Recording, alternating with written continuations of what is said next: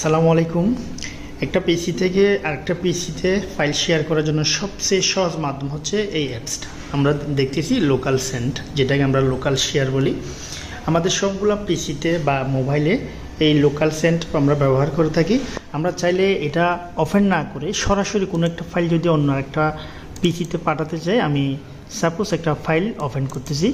এই যে এই ফাইলটা, এটা ম্যাক্সিমাম মনে হয় 28 MBর মতো একটা ফাইল।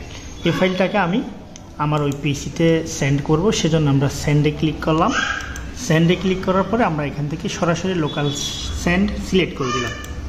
তাহলে আমাদের এখানে ওই পিসির যে অ্যাড্রেস সেটা এখানে অটোমেটিক্যালি চলে আসবে। আমরা জাস্ট একটা ক্লিক দিব এবং সাথে সাথে চলে যাচ্ছে। জাস্ট 30 MBর একটা ফাইল যেতে এখানে সময় লাগতেছে মাত্র 3 সেকেন্ড।